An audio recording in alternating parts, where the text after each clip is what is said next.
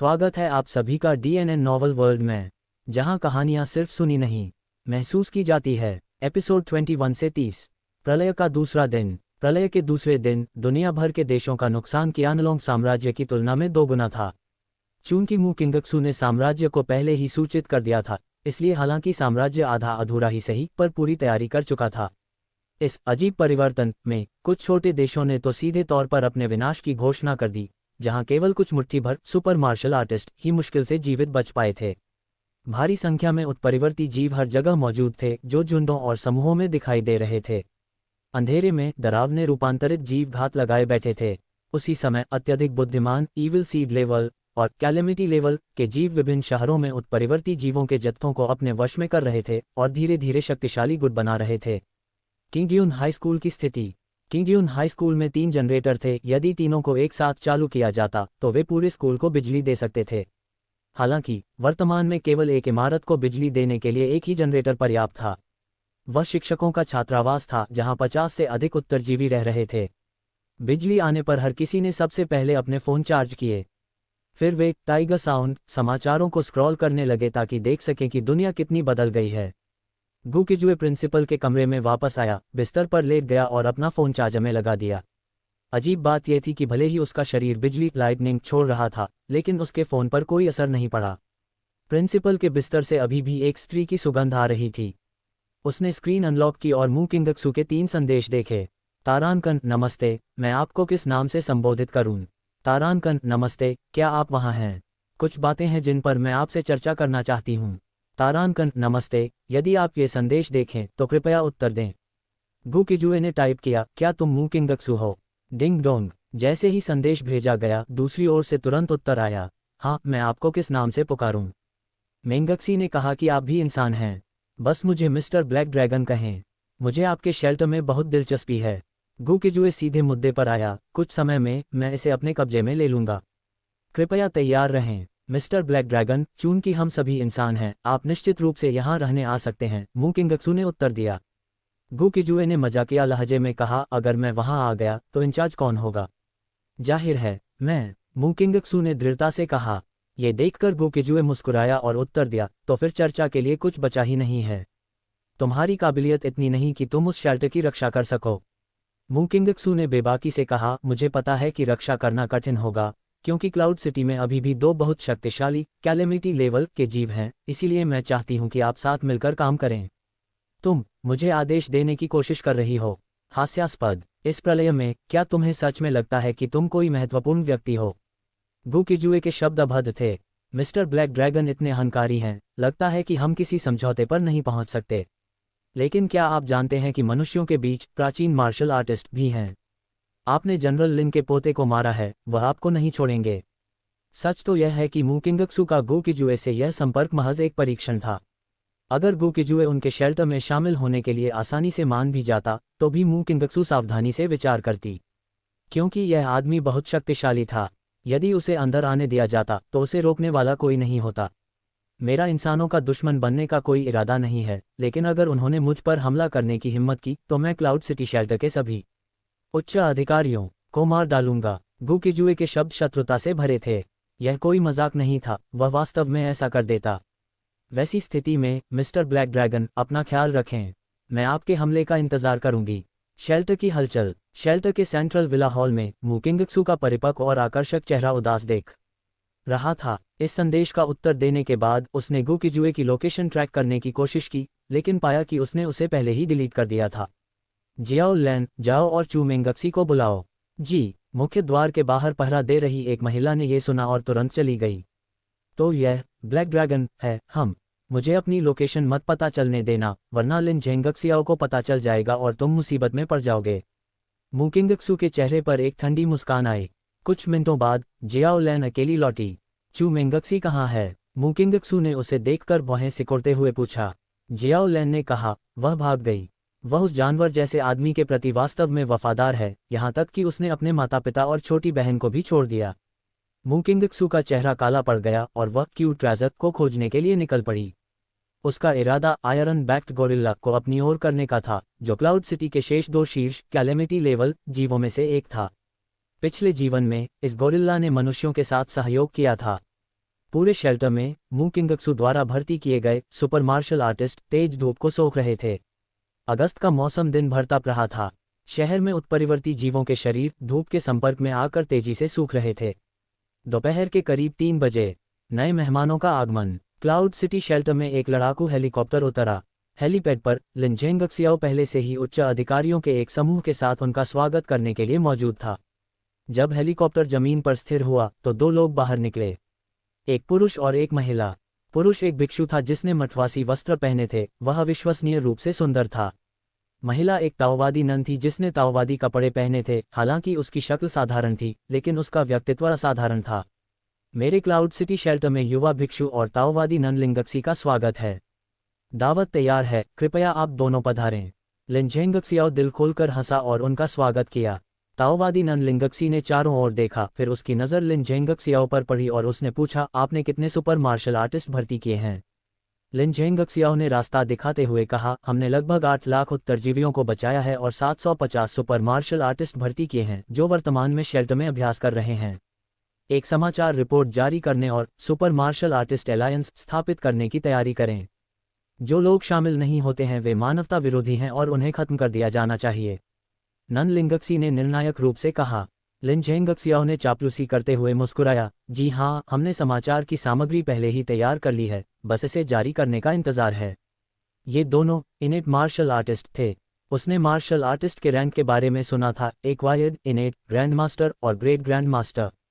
इनेट martial artist अपनी सत्य ऊर्जा को बाहर की ओर प्रोजेक्ट कर सकते थे और थोड़े समय के लिए उड़ भी सकते थे, जो उन्हें अविश्वसनीय रूप से शक्तिशाली बनाता था। ऐसे प्राणियों के सामने लिन जेंगक्सियाओ सम्मान क्यों न दिखाता? भोज में इन दोनों प्राचीन मार्शल आर्टिस्टों ने आश्चर्यजनक रूप से केवल सादा शाकाहारी भोजन खाया, मांस के एक टुकड़े या शराब की एक बूंद को भी नहीं छुआ। लिन जेंगक्सियाओ ने अवसर का लाभ उठाया और कहा, हमारे क्लाउड सिटी में एक डेमन ड्रैगन का जन्म हुआ है। कल रात उसने हमारे कई सुपर मार्शल आर्टिस्टों को मार डाला। उसकी ताकत जबरदस्त है और अगर उसे अनियंत्रित छोड़ दिया गया तो वह भविष्य के लिए बड़ी समस्या बन सकता है। ओह, किस तरह का डेमन ड्रैगन? सुंदर भिक्षु ने उत्सुकता से पूछा। युवा भिक्षु, कृपया इसे देखें। लिन जेंगक्सियाओ ने अपना फोन निकाला और पिछले उत्परिवर्ती पेड़ के संघर्ष का वीडियो चलाया। वीडियो में गुकिजुए अपनी सबसे शक्तिशाली अवस्था में था। उसका शरीर ड्रैगन के छिलकों से ढका था, मुंह में ड्रैगन के दांत, सिर पर ड्रैगन के सींग और एक काली ड्रैगन पूंछ थी। वह वास्तव में एक डेमन ड्रैगन की तरह दिख रहा था। सुंदर भिक्षु ने आधा मिनट तक देखा, फिर सिर हिलाया, बहुत शक्तिशाली, लेकिन फिर भी हमारी क्षमता के भीतर है। ताओवादी नन लिंगक्सी ने फोन लिया, कुछ पलों तक उसे देखा और कहा, यह डेमन ड्रैगन बहुत बड़ा खतरा है और इसे जल्द से जल्द खत्म किया जाना चाहिए। क्या आप जानते हैं कि वह वर्तमान में कहाँ है? लिन जेंगक्सियाओ ने सिर हिलाया और कहा, हम केवल उसके दोबारा प्रकट होने का इंतजार कर सकते हैं। क्यानलोंग साम्राज्य, राजधानी शहर का एम्पायर शेल्टर, दियुवान ग्रुप। दियुवान ग्रुप मूल रूप से क्यानलोंग साम्राज्य का एक टॉप सीक्रेट संगठन था जो साम्राज्य के सभी सुपर मार्शल आर्टिस्ट्स का प्रबंधन करता था। सामान्य युद्धों में वे गुप्त रूप से कार्य करते थे और आम लोगों को ये पता भी नहीं था कि साम्राज्य के पास ऐसा कोई संगठन है। क्यानलोंग साम्राज्य के दियुवान ग्रुप के पास जबरदस्त शक्ति थी। इसके अध्यक्ष ग्रेट ग्रैंड मास्टर स्तर के एक प्राचीन मार्शल आर्टिस्ट थे। दियुवान ग्रुप बिल्डिंग के कमांड हॉल के अंदर एक व्यक्ति काले सूट में, लंबा और सीधा, असाधारण रूप से सुंदर, जिसकी आंखें पैनी थीं और जिसमें एक उच्चाधिकारी का दबदबा था, उपग्रह प्रक्षेपण स्क्रीन को देख रहा था। उसकी उम्र करीब 27 या 28 साल लग रही थी। उसका आभा मंडल भयानक था। यह एक ग्रेट ग्रैंड मास्टर का चुंबकीय क्षेत्र था। इस एम्पायर आर्मी शेल्टर के बाहर कुछ मील के दायरे में किसी भी उत्परिवर्ती जीव ने आने की हिम्मत नहीं की। जब आज सुबह उत्परिवर्ती पेड़ दिखाई दिया तो इसी शख्स ने 300 प्राचीन मार्शल आर्टिस्टों का नेतृत्व किया और सीधे तौर पर एक पेड़ पर कब्जा कर लिया। उसकी ताकत बेजोड़ थी। यदि गुकिजुए इस चरण में उससे टकराता तो वह पल भर में मारा जाता। मुझे वास्तव में उम्मीद नहीं थी कि मू किंगक्सू वास्तव में एक पुनर्जन्म प्राप्त व्यक्ति होगी। प्रलय निर्धारित समय पर आए। पूरी रात काम करने के बाद हम क्योटो में केवल 10 लाख से भी कम उत्तरजीवियों को बचाने में सफल रहे। एक बूढ़ा व्यक्ति जो शक्तिशाली कदमों के साथ चल रहा था इस क्षण बाहर से अंदर आया। राजधानी में सुपर मार्शल आर्टिस्टों की लामबंदी कैसी चल रही है? क्या उन फलों के नमूनों पर शोध किया गया है और क्या वे खाने के लिए सुरक्षित हैं? चुयुआन धीरे से मुड़ा, सीईओ की कुर्सी पर बैठा और आने वाले बूढ़े की ओर देखते हुए शांत आवाज में पूछा, सीईओ चू, हमने वर्तमान में राजधानी में 4836 सुपर मार्शल आर्टिस्टों को लामबंद किया है। उन रहस्यमयी फलों के शोध नमूने भी जारी कर दिए गए हैं। उनमें उच्च श्रेणी का दिव्य पदार्थ है और हम प्राचीन मार्शल आर्टिस्ट भी उनका सेवन कर सकते हैं। उन फलों की बात करते हुए बूढ़े के चेहरे पर उत्साह था। स्टार ब्लू महाद्वीप पर आध्यात्मिक ऊर्जा लगभग सूख चुकी है और शायद ही कोई स्पिरिट स्टोन बचा हो। ये रहस्यमयी फल वास्तव में हमारी जान बचा रहे हैं। ये सुनकर चू युआन की आंखों में चमक आ गई। क्या आपने प्राचीन मार्शल आर्टिस्टों से उनका सेवन करवा कर देखा है? उनके प्रभाव क्या थे? प्रभाव स्पिरिट स्टोन्स के बराबर हैं। ये प्रलय हमारे लिए उतनी बुरी नहीं है। बूढ़ा मुस्कुराया। हालांकि हम में से कोई भी सुपर मार्शल आर्टिस्ट नहीं है, लेकिन हम निश्चित रूप से उनसे कमजोर नहीं हैं। अच्छा, मुझे ग्रेट ग्रैंड मास्टर बने हुए 6 साल हो चुके हैं। आध्यात्मिक ऊर्जा की कमी और स्पिरिट स्टोन्स के अभाव के कारण मैंने पूरे 6 सालों में कोई प्रगति नहीं की है। किसी को आदेश दो कि उन फलों में से 1000 फल मेरे निवास पर भेज दिए जाएं। चू युआन की आंखों में उत्साह की एक लकीर दौड़ गई। जब वह 16 वर्ष का था तब उसे एक निश्चित पर्वत में एक महान अवसर प्राप्त हुआ था। वह इस वर्ष 28 वर्ष का है और उसी अवसर ने उसे केवल 5 या 6 वर्षों के भीतर ग्रेट ग्रैंड मास्टर तक पहुंचने में मदद की थी। जी हाँ सीईओ चू, आपके अधीनस्थ ने पहले ही 1000 फल आपके निवास पर भेजने का आदेश दे दिया है। हमें अभी खबर मिली है कि क्लाउड सिटी में एक डेमन ड्रैगन दिखाई दिया है। उसकी विकास दर आश्चर्यजनक है और मू किंगक्सू ने अनुरोध किया है कि उसे तुरंत मार दिया जाए, वरना इसके परिणाम अनंत होंगे। इस बूढ़े व्यक्ति का नाम लू तुवान है और वह ग्रैंड मास्टर पीक स्तर का योद्धा है। चू युआन ने अपने लिए एक सिगरेट जलाई और शांति से कहा, वर्तमान चरण में कोई भी उत्परिवर्ती राक्षस इन एक मार्शल आर्टिस्ट का मुकाबला करने लायक नहीं होना चाहिए, है ना? लू तुवान ने सिर हिलाया। हमने अभी तक ऐसा कोई राक्षस नहीं देखा है। कल रात से अब तक हमारा सामना होने वाला सबसे शक्तिशाली जीव केवल एक्वायर पीक स्तर का है। वह एक बहुत ही दुष्ट प्राणी है। तो बस कुछ इनेट विशेषज्ञों को उसे संभालने के लिए भेज दो। मैं यहाँ की चीजें तुम पर छोड़ता हूँ। चू युआन उठा और चला गया। वह उत्परिवर्ती फल के प्रभावों को आजमाने के लिए उत्सुक था। सुपर मार्शल आर्टिस्ट एलायंस की घोषणा। शाम के 5:45 बजे क्लाउड सिटी शेल्टर ने दियुवान ग्रुप के नाम पर एक समाचार घोषणा जारी की। सामग्री इस प्रकार थी। साम्राज्य एक सुपर मार्शल आर्टिस्ट एलायंस स्थापित करेगा। जिस किसी ने भी सुपर मार्शल आर्मर को जागृत किया है उसे अपनी पहचान एलायंस के पास पंजीकृत करानी होगी और एलायंस का सदस्य बनना होगा, जो किसी भी समय दियुवान ग्रुप द्वारा तैनात किए जाने के लिए तैयार रहे। जो लोग दियुवान ग्रुप के आह्वान की अवज्ञा करेंगे उन्हें विद्रोही माना जाएगा और उन्हें खत्म कर दिया जाएगा। दियुवान ग्रुप के अनलोंग साम्राज्य का प्राचीन मार्शल आर्टिस्ट संगठन है और सीईओ चू एक ग्रेट ग्रैंड मास्टर स्तर के योद्धा हैं। आज सुबह उन्होंने राक्षसों की भीड़ से लड़ते हुए एक उत्परिवर्ती पेड़ पर कब्जा करने के लिए 300 योद्धाओं का नेतृत्व किया। नीचे सीईओ चू और उनके योद्धाओं का वीडियो है। घोषणा के साथ 10 मिनट का एक वीडियो संलग्न था। वीडियो में सीईओ चू को अकेले एक तलवार के साथ दिखाया गया था। वह वास्तव में बहुत शक्तिशाली था, हवा में चलना, बेजोड़ तलवारबाजी और हर प्रहार बेहद दबदबा रखने वाला। उसकी तलवार की रोशनी में उत्परिवर्ती जीवों की बड़ी तादाद कटती जा रही थी।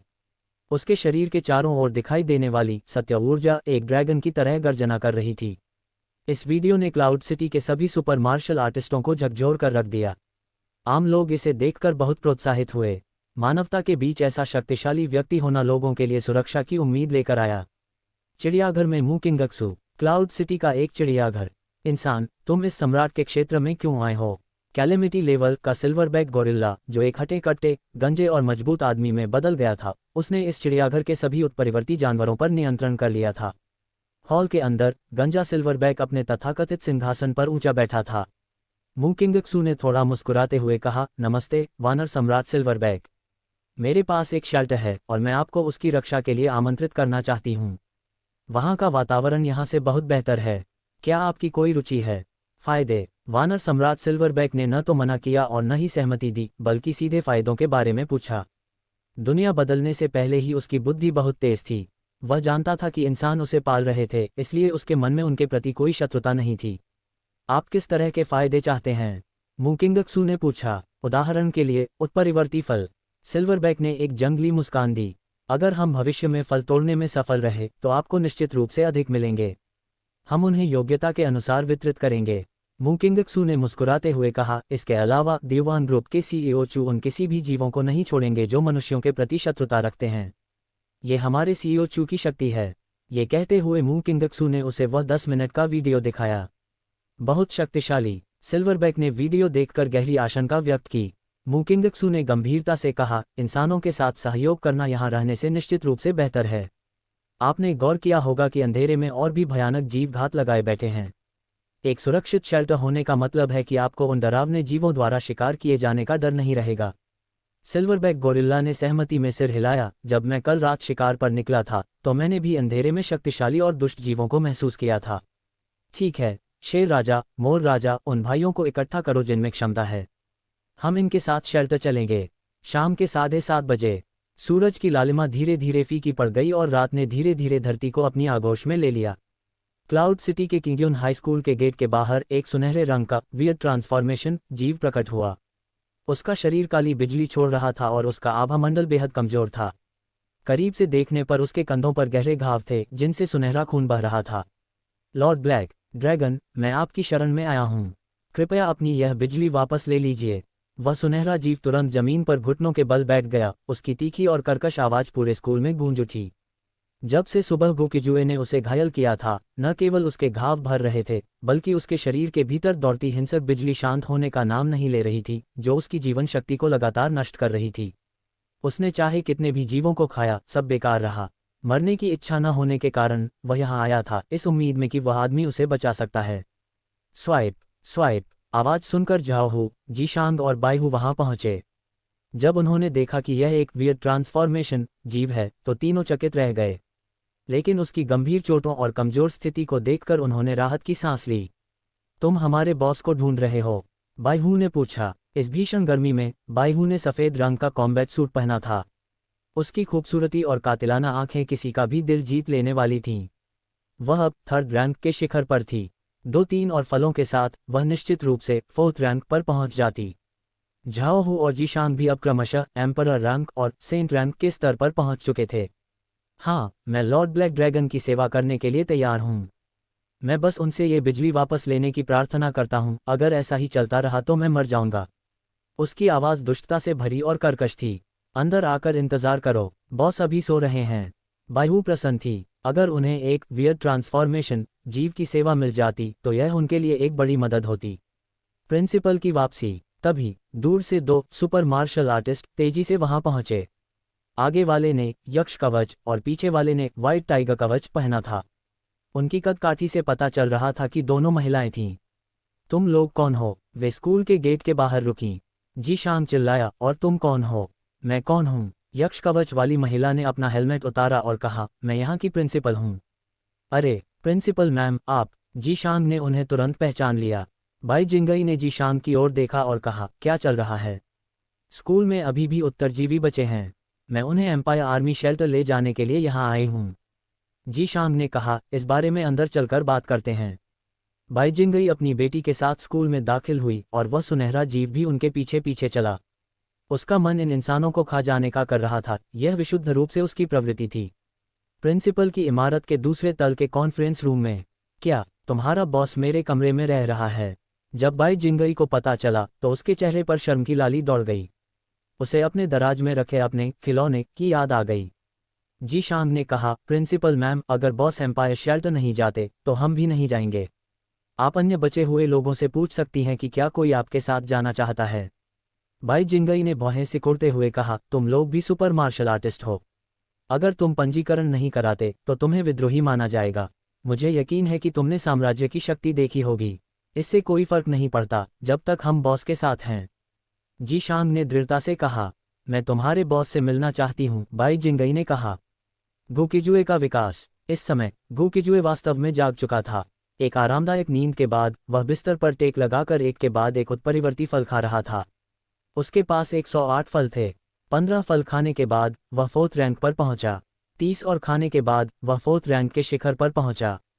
50 और खाने के बाद वह 5th रैंक पर पहुंच गया। अब उसके पास 13 फल बचे थे। उसने और न खाने का फैसला किया क्योंकि इतने कम फलों से वह मिडल स्टेज तक नहीं पहुंच पाता। कितने दुख की बात है, अभी भी उत्परिवर्ती फल बहुत कम हैं। उसने अपना फोन उठाया और खबर देखी। चुयुआन का वीडियो देखकर गुकिजुए को हैरानी नहीं हुई क्योंकि उसे पता था कि पिछले जीवन में चुयुआन मानवता का स्तंभ था। लेकिन वह डरा नहीं, उसे पता था कि विकास के साथ वह जल्द ही उसे पीछे छोड़ देगा। रात हो चुकी थी। गुकिजुए उठा, हाथ मुंह धोया और केवल काली पैंट पहनी। उसे शिकार के लिए निकलना था और युद्ध के दौरान कपड़े फट सकते थे, इसलिए शर्ट की उसे परवाह नहीं थी। उसकी योजना 7th रैंक तक विकसित होने और फिर मू किंगक्सू के शेल्टर पर कब्जा करने की थी। वह कॉन्फ्रेंस हॉल में पहुंचा। बॉस बाइहू और अन्य लोगों ने खड़े होकर उसे पुकारा। बाई जिंगई और उसकी बेटी सुकियान ने उसे ऊपर से नीचे तक देखा। इस आदमी से उन्हें मौत का खतरा महसूस हो रहा था। वह कमजोर जीव गुकिजुए के सामने घुटनों के बल गिर गया। लॉर्ड ब्लैक ड्रैगन, कृपया मुझे बचा लीजिए। अब से मेरा जीवन आपका है। गुकिजुए ने उदासीनता से कहा, तुम जैसा जीव इंसानों को खाने की इच्छा को मुश्किल से दबा पाता है। मैं तुम पर भरोसा कैसे करूं? मैं इसे दबाने की पूरी कोशिश करूंगा, कृपया मुझ पर एक बार भरोसा करें। जीव ने बार बार सिर झुकाया। मैं तुम्हारे शरीर की बिजली को शांत कर सकता हूं, लेकिन अगर तुम इंसानों का शिकार करने की इच्छा पर नियंत्रण नहीं रख पाए तो ये बिजली तुम्हें तुम्हारी औकात याद दिला देगी। गुकिजुए ने अपना हाथ उसके सिर पर रखा और विनाशकारी बिजली उसके भीतर एक गोले के रूप में समा गई। ये 2 फल खा लो, इससे तुम्हारे घाव पूरी तरह भर जाएंगे। गुकिजुए ने लापरवाही से 2 फल उसकी ओर फेंक दिए। धन्यवाद मालिक। वह जीव खुशी से झूम उठा और फल निगल लिए। उस जीव की ओर लापरवाही से 2 फल फेंकने के बाद गुकिजुए कॉन्फ्रेंस टेबल पर बैठ गया। उसकी नज़र बाई जिंगई और उसकी बेटी सुकियान पर पड़ी। गुकिजुए ने सुकियान को पहचान लिया। वह वास्तव में उसकी सहपाठी थी। उसे उम्मीद नहीं थी कि वह यहाँ मिलेगी। सुकियान ने उसे ऊपर से नीचे देखा और हैरानी से कहा, क्लासमेट गो, मुझे उम्मीद नहीं थी कि वह तुम होगे। ये देखकर बाई जिंगई झिझकी, शियाओकियान, क्या ये तुम्हारा सहपाठी है? सुकियान ने सिर हिलाया, हाँ माँ। नमस्ते क्लासमेट गो, मैं सुकियान की माँ और इस स्कूल की प्रिंसिपल हूँ। मैं यहाँ आप सभी को एम्पायर शेल्टर ले जाने आई हूँ। बाई जिंगई ने सीधे तौर पर कहा, यहाँ रहना बहुत खतरनाक है। बेहतर होगा कि आप हमारे साथ चलें। गुकिजुए धीरे से मुस्कुराया, मैंने जनरल लिन के पोते को मारा है।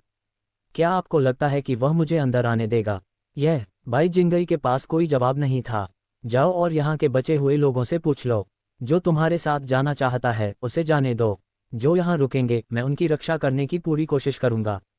तभी गुकिजुए के चेहरे पर एक अजीब मुस्कान आई। बेशक, अगर तुम दोनों भी रुकना चाहो तो मैं तुम्हें अपनी शरण में ले लूंगा। यदि वे एम्परर रैंक की सुपर मार्शल आर्टिस्ट न होती तो गुकिजुए यह बात कभी न कहता। प्रिंसिपल मैम, रुक जाए। बॉस की ताकत के साथ हम हर दिन कई फल हासिल कर सकते हैं, लेकिन साम्राज्य के शेल्टर में शायद आपको कुछ न मिले। जी शांग ने लालच देते हुए कहा, एक फल खाना 6-7 घंटे की धूप सोखने के बराबर है। जैसे जैसे बॉस की ताकत बढ़ेगी हम में से हर किसी को रोजाना कई फल मिलेंगे। क्या वैसे ही फल जैसे अभी थे? बाई जिंगई ने उत्साह से पूछा। वह खबरों से जानती थी कि ये फल कितने कीमती हैं। क्या मैं एक आजमा सकती हूँ? बाई जिंगई ने धीरे से पूछा, अगर इसका वास्तव में ऐसा असर है तो मैं रुकने को तैयार हूँ।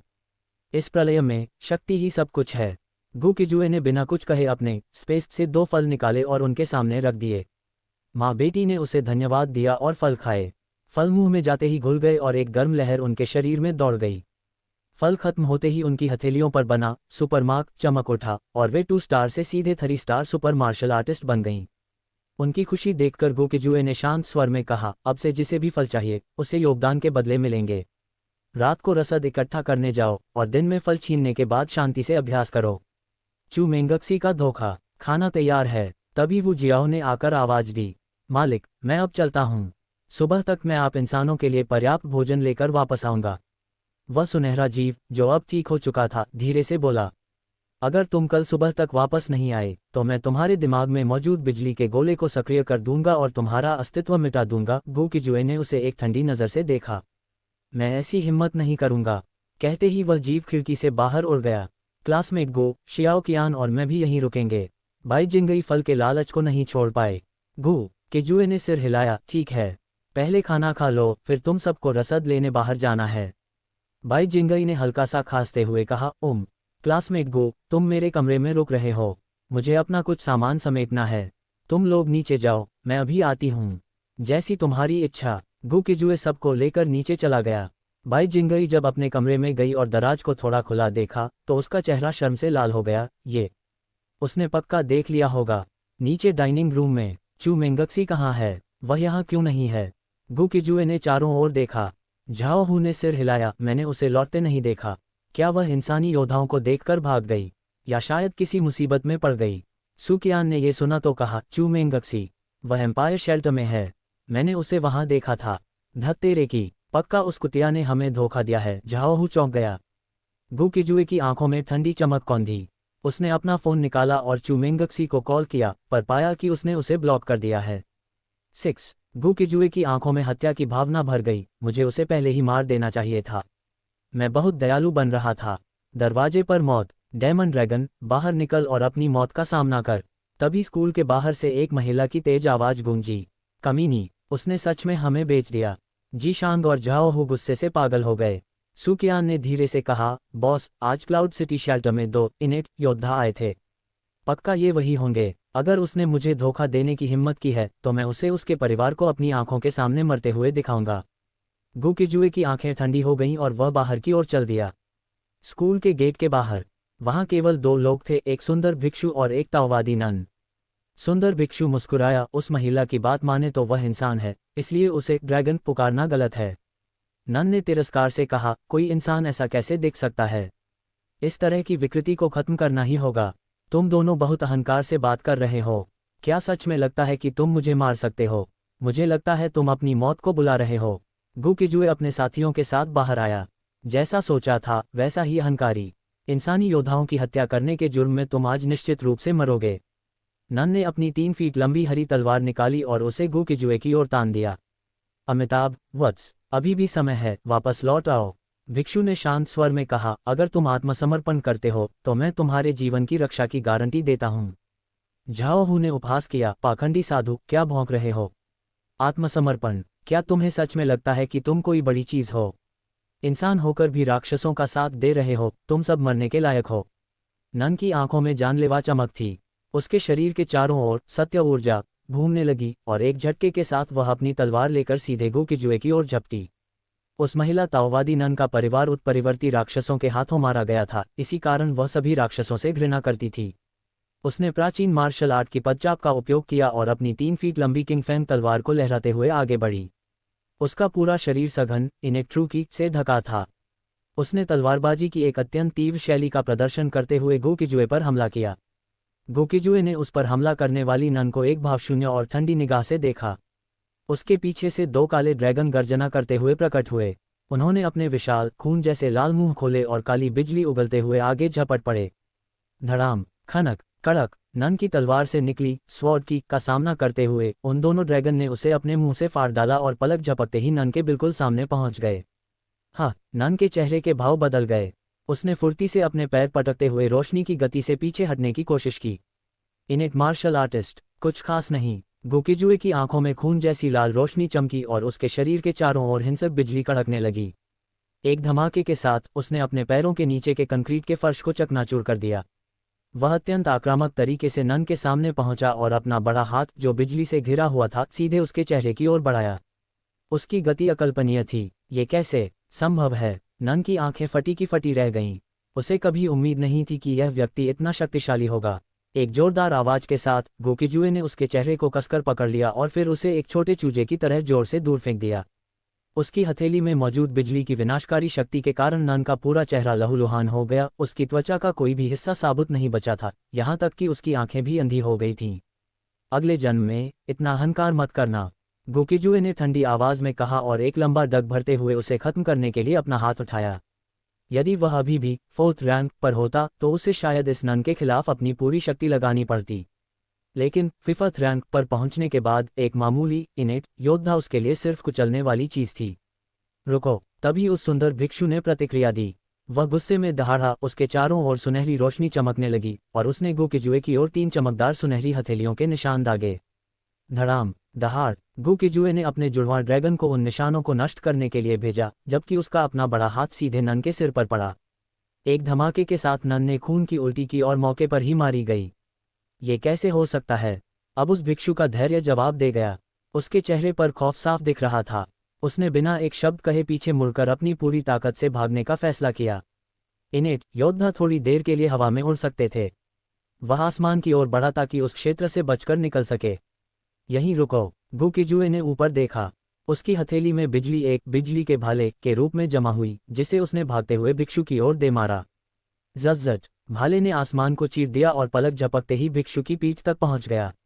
नहीं, भिक्षु ने डर के मारे पीछे मुड़कर अपनी पूरी शक्ति से एक स्वास्तिक मुहर बनाई, लेकिन वह मुहर 2 सेकंड भी नहीं टिक पाए और भाले ने उसे भेदते हुए सीधे भिक्षु के दिल के आर पार निकल गया। वह खून की उल्टियां करते हुए 10 मीटर की ऊंचाई से नीचे गिरा और तड़प तड़प कर मर गया। साम्राज्य की दुविधा, इतनी ताकत। गोकिजुए की शक्ति को अपनी आंखों से देखकर सू कियान का मुंह खुला का खुला रह गया। झाओहू ठहाका मारकर हंसा, हा हा, बॉस महान हैं, ये अपनी औकात न जानने वाले अहंकारी कचरे इसी लायक थे। जी शांग ने गंभीर भाव से आगे आकर कहा, बॉस हमारी लोकेशन पता चल गई है। क्या हमें तुरंत यहाँ से निकल जाना चाहिए? दो प्राचीन योद्धाओं की हत्या का मतलब था साम्राज्य के साथ सीधा टकराव। उन्हें डर था कि साम्राज्य यहाँ के उत्तरजीवियों की परवाह किए बिना रॉकेट लॉन्चर से हमला कर सकता है। गुकिजुए ने आसमान की ओर देखा, ये जानते हुए कि उपग्रह के जरिए उसे देखा जा रहा है। उसने ठंडे स्वर में कहा, जनरल लिन, अपनी व्यक्तिगत दुश्मनी के लिए तुमने दियोवान ग्रुप के 2 योद्धाओं को मरवा दिया। तुम सच में कुछ खास हो। उसने आगे कहा, इस स्कूल में 50 से अधिक उत्तरजीवी हैं। अगर तुम इंसानी जान की परवाह नहीं करते तो बमबारी कर दो। वह देखना चाहता था कि क्या विपक्षी दल इतना पागल होने की हिम्मत करता है। शेल्टर में हलचल। युद्ध के जनरल लिन झेंगक्सियाओ वास्तव में सैटेलाइट से सब देख रहे थे। गुकिजुए की चुनौती सुनकर उन्होंने गुस्से में अपनी मुट्ठी भींच ली। यह नई पीढ़ी का सैटेलाइट था जो आवाज़ भी साफ सुना सकता था। वह बमबारी का आदेश देना चाहते थे, लेकिन उनके पास मौजूद अधिकारी इसके खिलाफ थे क्योंकि वहां बेगुनाह लोग थे। डिप्टी जनरल ने कहा, जनरल, इस मामले की रिपोर्ट राजधानी के दियोवान ग्रुप को दें। यह अब हमारे बस की बात नहीं है। जनरल लिन ने हार मानकर लंबी सांस ली और कहा, राजधानी को तुरंत रिपोर्ट भेजो और इस राक्षस का वीडियो भी। मैं कोई निजी बदला नहीं ले रहा, लेकिन अगर यह राक्षस नहीं मरा तो यह मानवता के लिए बहुत बड़ा खतरा होगा।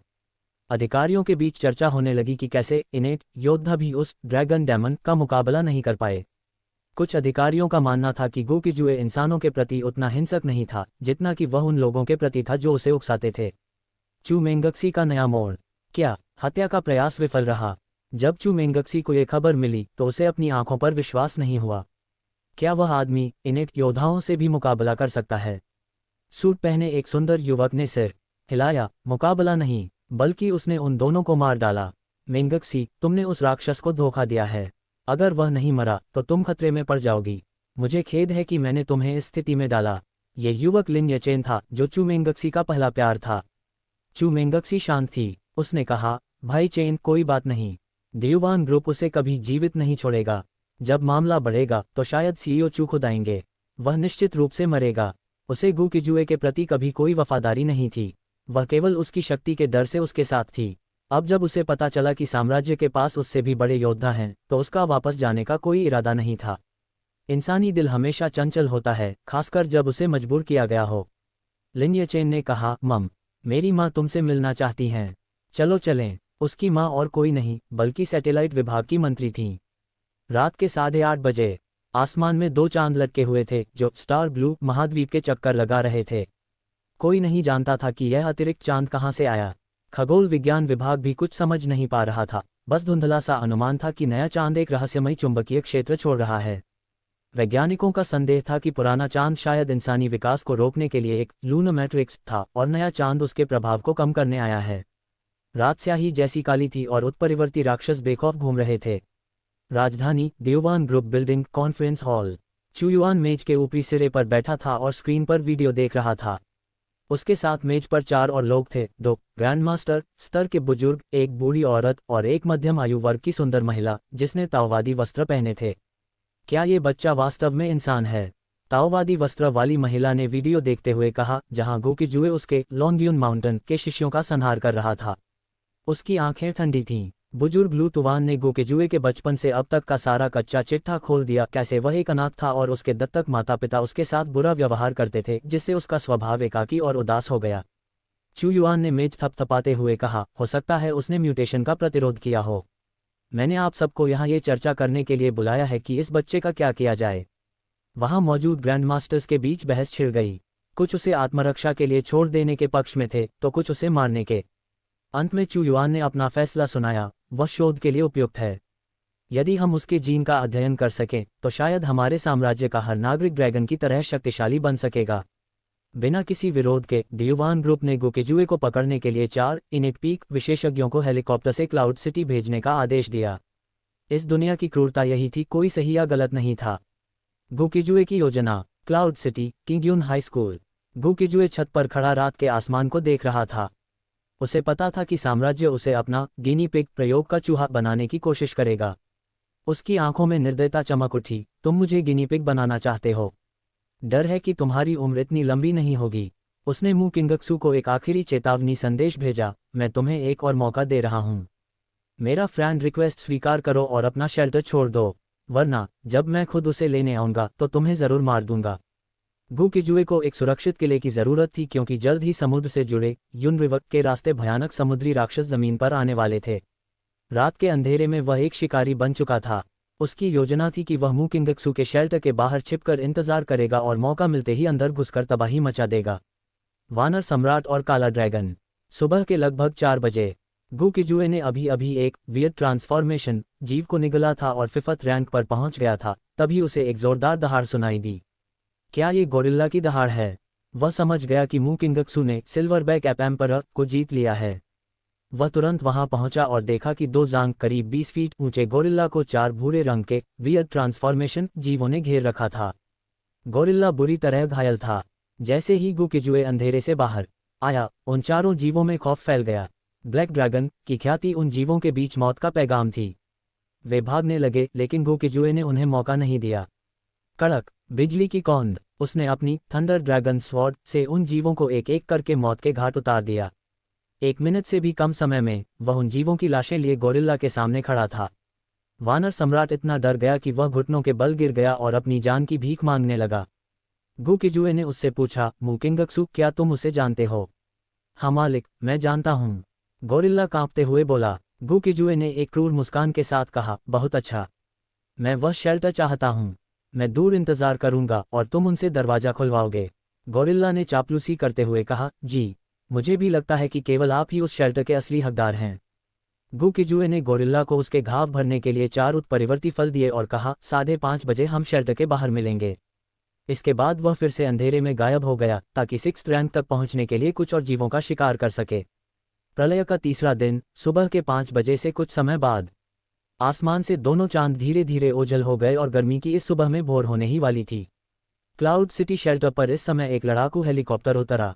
पिछली बार की तरह जनरल लिन जेंगक्सियाओ ने उच्च अधिकारियों के साथ उनका स्वागत किया।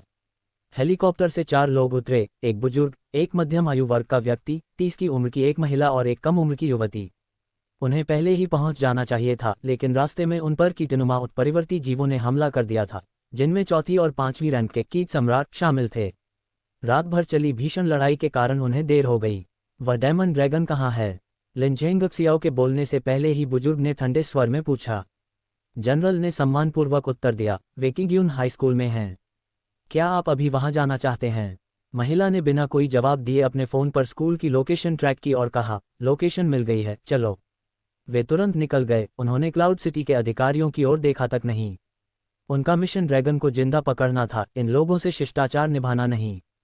शेल्टर के भीतर घुसपैठ। उधर मू किंगक्सू के शेल्टर के मुख्य विला में वह उपग्रह के माध्यम से गू किजुए को पकड़े जाने का इंतजार कर रही थी।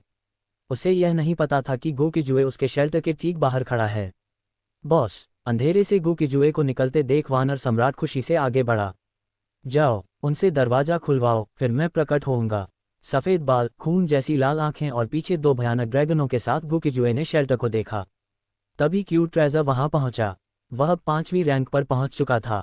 गू किजुए ने उससे पूछा, मैं इस शेल्टर पर कब्जा करने आया हूं, क्या तुम मुझे रोकोगे? क्यूट ट्रेजर ने गंभीरता से कहा, नहीं, जब तक आप आम लोगों का कत्लेआम नहीं करते, मैं इस शेल्टर को जीतने में आपकी मदद करूंगा। वह मू किंगक्सू से बहुत पहले से असंतुष्ट था। शेल्टर के भारी लोहे के गेट पर कैमरे लगे थे। ड्यूटी ऑफिसर ने जब वीडियो में क्यूट ट्रेजर और वानर सम्राट को वापस आते देखा तो उसने तुरंत गेट खोल दिया। जैसे ही गेट थोड़ा सा खुला, गू किजुए बिजली की गति से अंदर घुस गया। बुरा हुआ, ड्यूटी ऑफिसर ने तुरंत दरवाजा बंद करने की कोशिश की, लेकिन बहुत देर हो चुकी थी। उसने पूरे शेल्टर में घोषणा कर दी, सभी सुपर मार्शल आर्टिस्ट ध्यान दें। क्यूट ट्रेजर और वानर सम्राट ने हमें धोखा दिया है और वे उस डेमन ड्रैगन को अंदर ले आए हैं।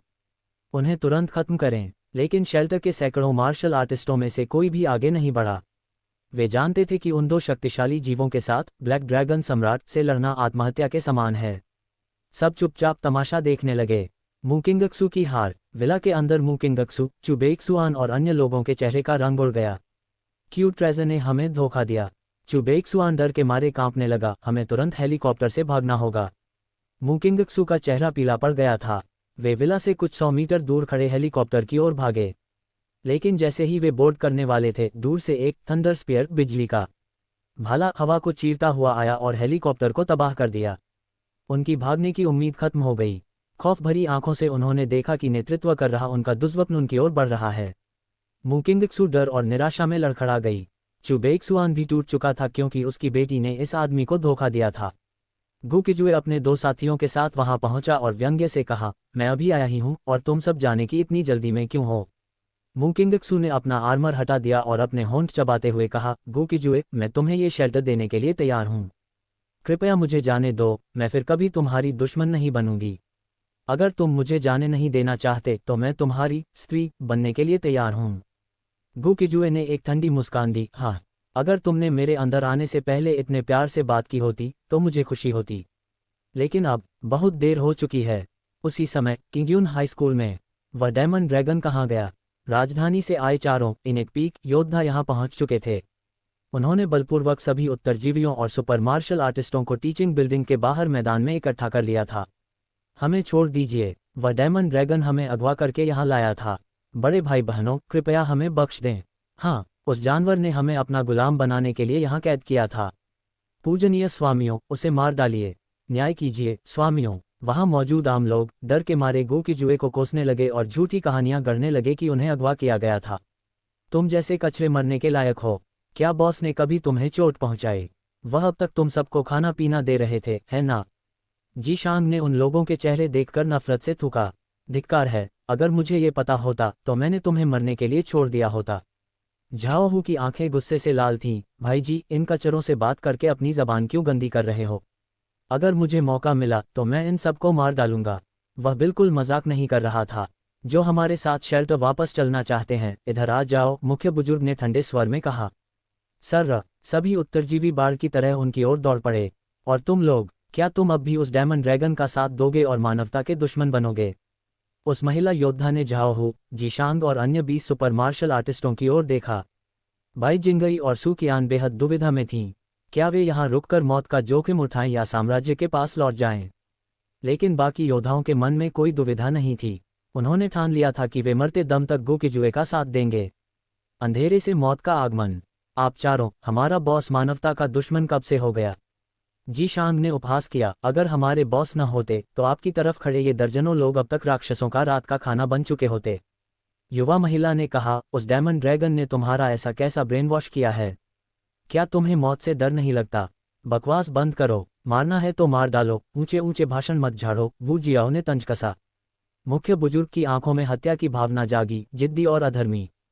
तो फिर मरो। उसने अपनी पीठ पर बंधी लंबी तलवार निकाली।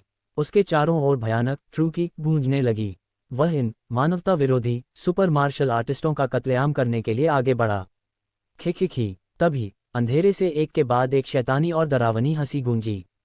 साथ ही अंधेरे में लाल आंखों के कई जोड़े चमक उठे। वहां का तापमान अचानक कई डिग्री गिर गया। वहां ठीक 8 जोड़ी लाल आंखें थीं जो उन चारों इनेट योद्धाओं को घूर रही थीं। ये किस तरह के राक्षस हैं? इनेट योद्धाओं ने अपनी दिव्य दृष्टि से देखा। वे 8 राक्षस थे, पूरी तरह सुनहरे, अत्यंत हिंसक, 3 आंखों वाले, नुकीले दांतों से भरा मुंह, बाएं हाथ में 6 पंजे, दायां हाथ तलवार जैसा, पीठ पर हड्डियों के कांटे और छाती पर 2 खून से सने फटे हुए मुंह। इन्हें मार डालो, मुख्य बुजुर्ग चिल्लाया और अपनी तलवार लेकर अंधेरे की ओर झपटा। मुकिंगक्सू का अंत। उधर मुकिंगक्सू के शेल्टर में। गुकिजुए, अगर तुम मुझे छोड़ दो तो मैं तुम्हारी स्त्री बनने को तैयार हूं। मुकिंगक्सू गिड़गिड़ा रही थी। गुकिजुए ने उसकी बर्फीली गर्दन पकड़ी और उसके कान में फुसफुसाया, दूसरा जीवन मिलने के बाद भी तुम मौत को दावत क्यों दे रही हो? मुकिंगक्सू का शरीर कांप गया। तुम्हें कैसे पता? मरने वाले के लिए ये जानना क्या मायने रखता है कि मुझे कैसे पता? गुकिजुए ने उसके गाल थपथपाए, तुम्हारे जैसी बेवकूफ। मुझे समझ नहीं आता कि तुम वापस कैसे आ पाई। कड़क, बिना किसी दया के गुकिजुए ने उसकी गर्दन मरोड़ दी। अगर अगला जीवन मिले तो इतनी मूर्ख मत बनना। गुकिजुए ने उसकी लाश को एक तरफ फेंक दिया। मुकिंगक्सू के पास शक्ति नहीं थी, फिर भी वह बड़े बड़े योद्धाओं को नियंत्रित करना चाहती थी। वह आज नहीं तो कल मारी ही जाती। उसकी नज़र चुबेक्सुआन पर पड़ी। चुबेक्सुआन, तुम्हारी बेटी के धोखे ने मुझे बहुत मुश्किल स्थिति में डाल दिया है। भाई गो, मैंने उससे अपना नाता तोड़ लिया है। मेरा इससे कोई लेना देना नहीं है। कृपया रहम करें, मैं आपकी गुलामी करने को तैयार हूँ। चू बेइक्सुआन डर के मारे पीला पड़ गया। तुम्हें बहुत पहले मर जाना चाहिए था। गु किजुए ने उसे एक थप्पड़ मारकर बेहोश कर दिया। उसने चू मेंगक्सी से वादा किया था कि वह उसके परिवार को उसके सामने खत्म करेगा, और वह अपना वादा पूरा करने वाला था। जू होंग्यू और शू किंग ने तुरंत गु किजुए के सामने घुटने टेक दिए और अपनी वफादारी की कसम खाए। गु किजुए ने मुस्कराते हुए पूछा, अगर तुम मेरी सेवा करना चाहते थे तो भाग क्यों रहे थे? क्या तुम्हें मू किंगक्सू को पकड़कर मेरे सामने पेश नहीं करना चाहिए था? ये सुनकर उन दोनों के पसीने छूट गए। वे कांपने लगे और उनके पास कोई जवाब नहीं था। इसी समय जू होंग्यू बोल पड़ी, बॉस गु, राजधानी ने आपसे निपटने के लिए 4 और इनेट प्राचीन मार्शल आर्टिस्ट भेजे हैं। वे किंगयुन हाई स्कूल पहुंच चुके हैं और आपके भाइयों को निशाना बना रहे हैं। यदि आप अभी तुरंत निकलें तो शायद उन्हें बचा पाएं। शू किंग ने भी हाँ में हाँ मिलाते हुए कहा, हाँ हाँ। जब हम वहां से भाग रहे थे तो वे चारों इनेट पीक योद्धा स्कूल के बाहर ही थे। आपको जल्दी वापस पहुंचना होगा। ये सुनते ही गु किजुए की आंखों में क्रूरता चमक उठी। ये तथाकथित प्राचीन मार्शल आर्टिस्ट वास्तव में मौत को दावत देने में कोई कसर नहीं छोड़ रहे हैं। जू होंग्यू ने धीरे से कहा, बॉस गु, जल्दी कीजिए। हम आपके लिए इस शेल्टर को पुनर्गठित करेंगे। जब आप लौटेंगे तो शेल्टर का हर सुपर मार्शल आर्टिस्ट आपके नेतृत्व में होगा। क्यूट ट्रेजर ने भी कहा, बड़े भाई ब्लैक ड्रैगन, समय बर्बाद करने के लिए नहीं है। मेरे और वानर सम्राट के यहाँ रहते हुए कोई समस्या नहीं होगी। भोर होने वाली है। दूसरी और तीसरी श्रेणी के सभी सुपर मार्शल आर्टिस्टों को यहाँ इकट्ठा करो और शहर के बीचों बीच मिलो। इस बार हम अकेले ही एक उत्परिवर्ती पेड़ पर कब्जा करेंगे। गु किजुए ने अपने निर्देश दिए और पूरी रफ्तार से वहां से निकल गया। वह देखना चाहता था कि क्या मौत के डर से कोई उसे धोखा देगा। यह उनकी वफादारी की एक परीक्षा भी थी। स्कूल में खूनी संघर्ष। सुबह के 5:30 बज चुके थे। किंगयुन हाई स्कूल में राजधानी के चारों इनेट पीक योद्धा उन 8 सुनहरे वियर्ड ट्रांसफॉर्मेशन जीवों के साथ भिड़े हुए थे। हालांकि ये जीव योद्धाओं का मुकाबला नहीं कर पा रहे थे, लेकिन उनकी अकल्पनीय गति उन्हें अब तक बचाए हुए थी। एंटिटी, अगर ऐसा ही चलता रहा तो हम सब यहाँ मारे जाएंगे। क्या सच में ये सब करने का कोई फायदा है? एक घायल जीव ने डरते हुए पूछा। वे सभी एंटिटी के कहने पर गु किजुए के प्रति वफादारी दिखाने आए थे। थोड़ी देर और टिके रहो। भोर होने वाली है और मालिक वापस आते ही होंगे। जब वे लौटेंगे तो ये इंसानी ताकतवर योद्धा हमारा भोजन बनेंगे। खिखिखी। एंटिटी जोर से दहाड़ा। उसकी सुनहरी त्वचा के नीचे काली बिजली चमक रही थी। वह इन 8 में सबसे शक्तिशाली था, क्योंकि उसे पता चला था कि वह गु किजुए द्वारा उसके दिमाग में रखे गए बिजली के गोले की शक्ति का उपयोग कर सकता है। उधर टांग हुआंग ये देखकर दंग था कि राक्षस उन्हें बचाने के लिए अपनी जान जोखिम में डाल रहे हैं। जी शांग ने समझदारी दिखाते हुए सबको वहां से भागने को कहा, यह विडंबना ही है। इंसान हमें मारना चाहते हैं और राक्षसों ने हमें बचा लिया। अस्पताल से बचाए गए उत्तरजीवी अभी भी कमीनगी पर उतरे हुए थे और चिल्ला रहे थे, साहब, वे भाग रहे हैं। पहले इन गद्दारों को मार डालिए। लेकिन चारों योद्धाओं ने उनकी बातों पर ध्यान नहीं दिया। उनकी नज़र में ये राक्षस ही सबसे बड़ा खतरा थे। ब्लैक ड्रैगन का आगमन। सफ़ेद लोमड़ी स्कूल के गेट पर इंतजार कर रही थी। उसने सबको सुरक्षित बाहर निकाला और उन्हें अंडरग्राउंड बॉक्सिंग एरिना में मिलने को कहा। मैदान में अब केवल राक्षस और योद्धा बचे थे। एंटिटी और अन्य जीवों की गति अब कम होने लगी थी। अलग हो जाओ और भागो, एंटिटी ने चिल्लाकर आदेश दिया। लेकिन प्राचीन मार्शल आर्टिस्ट बुजुर्ग ने उसे मौका नहीं दिया। ग्रेट सन स्लैश। उसकी तलवार सूरज की तरह चमक उठी और उसने एंटिटी पर जोरदार प्रहार किया। एंटिटी ने अपने दिमाग की बिजली का उपयोग कर ढाल बनाई, लेकिन वह फिर भी दूर जा गिरा और खून की उल्टियां करने लगा। बाकी 3 जीव भी अधमरी हालत में जमीन पर पड़े थे। जैसे ही वे चारों योद्धा इन जीवों को खत्म करने के लिए आगे बढ़े, गड़गड़ाहट, कड़क। स्कूल के गेट के बाहर से एक भयानक काली बिजली सुबह की पहली किरण के साथ अंदर दाखिल हुई। विनाश की एक डरावनी लहर ने चारों योद्धाओं को अपनी जगह पर जमने के लिए मजबूर कर दिया। एंटिटी, तुमने बहुत अच्छा काम किया। गु किजुए बिजली पर सवार होकर वहां पहुंचा। उसके पीछे 2 भयानक ड्रैगन कुंडली मारे हुए थे। उसकी ठंडी और हिंसक आंखों से मौत का पैगाम बरस रहा था। बुजुर्ग, मध्यम आयु वर्ग का व्यक्ति और दोनों महिलाएं चारों योद्धाओं के दिल दहल गए। उन्होंने अपनी गर्दन ऊपर उठाए और ऐसे खड़े हो गए जैसे मौत के देवता का सामना कर रहे हों। सुबह के 5:50। सफ़ेद बाल और खून जैसी लाल आंखों वाला गु किजुए सुबह की पहली किरण के साथ काली बिजली पर सवार होकर पहुंचा। उसके पीछे दोनों ड्रैगन डरावनी चमक छोड़ रहे थे और उन चारों प्राचीन मार्शल आर्टिस्टों को अपनी कातिलाना नजरों से घूर रहे थे। छठी स्टेज पर पहुंचने के बाद गु किजुए अपने शरीर की बिजली का उपयोग करके लगभग 100 मीटर की ऊंचाई तक उड़ सकता था। ये देखकर सब दंग रह गए, क्योंकि केवल ग्रैंड मास्टर स्तर के योद्धा ही ऐसा कर सकते थे। बॉस जी शांग और अन्य लोग, जो कुछ दूर भाग गए थे, स्कूल गेट पर बिजली का समंदर देखकर खुशी से झूम उठे और वापस लौट आए। हाँ, मालिक, आप बिल्कुल सही समय पर आए हैं, एंटिटी की कर्कश और डरावनी आवाज़ गूंजी। जो राक्षस मौत का इंतजार कर रहे थे, उन्होंने राहत की सांस ली। वे चारों इनेट पीक योद्धा, बुजुर्ग, परिपक्व महिला, मध्यम आयु वर्ग का व्यक्ति और युवती, अब गू की जुए को ऐसे देख रहे थे जैसे सामने साक्षात मौत खड़ी हो। गू की जुए के हर कदम के साथ हवा में बिजली कौंध रही थी। उसके नंगे शरीर पर ड्रैगन के टैटू किसी जीवित प्राणी की तरह डरावने लग रहे थे। उसके बढ़ते दबाव के कारण उन चारों योद्धाओं का दम घुटने लगा। क्या तुम गू की जुए हो?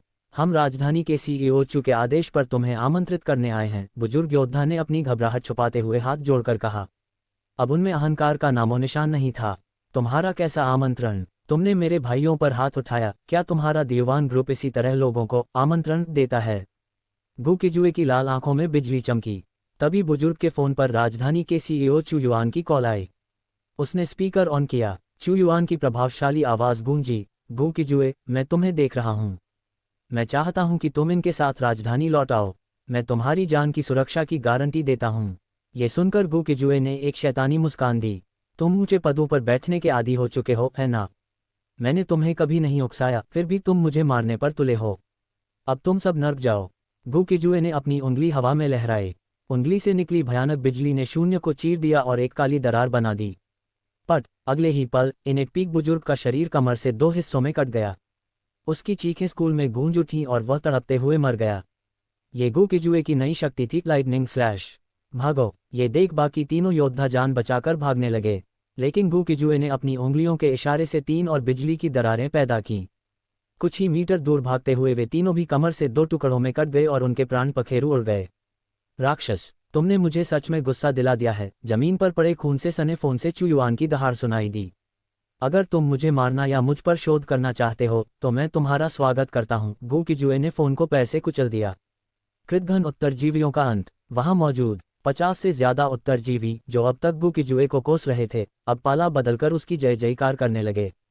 बॉस, गू महान हैं। वे योद्धा हमें मजबूर कर रहे थे। जी शांग ने नफरत से कहा। बॉस, इन्होंने पहले ऐसा नहीं कहा था। इन्हें मार डालिए। गू की जुए ने उन अवसरवादियों की ओर देखा और एंटिटी से कहा, एंटिटी, ये लोग तुम्हारे खाने के लिए हैं। इसके बाद जल्दी से शहर के केंद्र वाले उत्परिवर्ती पेड़ पर पहुंचो। इतना कहकर गू की जुए अपने साथियों के साथ शहर के केंद्र की ओर निकल गया। वह उस पेड़ पर अपना कब्जा चाहता था। खिखिखी, मालिक, आपकी कृपा के लिए धन्यवाद। भाइयों, दावत शुरू करो। पीछे से राक्षसों की डरावनी हंसी और उन उत्तरजीवियों की दर्दनाक चीखें पूरे स्कूल में गूंजने लगीं। राजधानी में हलचल। राजधानी के दीवान ग्रुप में चू युआन और उसके साथी यह खूनी मंजर देखकर गुस्से से कांप रहे थे। लॉन्गयून माउंटेन की महिला योद्धा ने कहा, उसे एक दिन और जीने दो। भोर हो गई है और पेड़ उगने वाला है। आज रात मैं खुद जाकर उस जानवर को जिंदा पकड़ूंगी। वह भी केवल ग्रैंड मास्टर का मुकाबला कर सकता है, मुझसे आगे नहीं निकल पाएगा। चू युआन ने आदेश दिया। ठीक है, उसे एक दिन और जीने दो। राजधानी में भी पेड़ निकल आया है। तुम सब योद्धाओं को लेकर एक पेड़ पर कब्जा करो और मैं 300 योद्धाओं के साथ दूसरे पेड़ के लिए जाऊंगा। वे सभी युद्ध कक्ष से निकल गए। किसी को नहीं पता था कि आज उगने वाला पेड़ कल से अलग होगा और वास्तव में भयानक वियर्ड ट्रांसफॉर्मेशन जीव प्रकट होने वाले थे। तो ये था ग्लोबल म्यूटेशन स्वॉलोइंग अ ब्लैक मैम्बर कहानी के 21 से 30 तक की एपिसोड। अगर कहानी पसंद आई तो सब्सक्राइब, लाइक और कमेंट करें, और अभी इसी तरह के कहानी सुनने के लिए हमारे साथ जुड़े रहे।